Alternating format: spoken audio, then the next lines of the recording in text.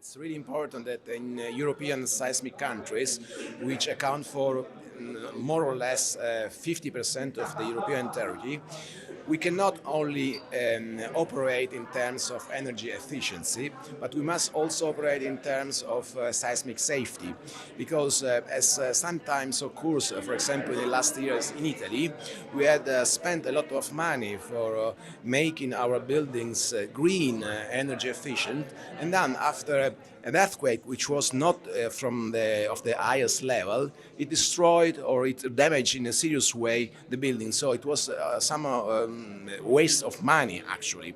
So it's really important that we have an holistic approach and that we make a renovation, deep renovation that will entail both seismic and energy renovation. This is our goal.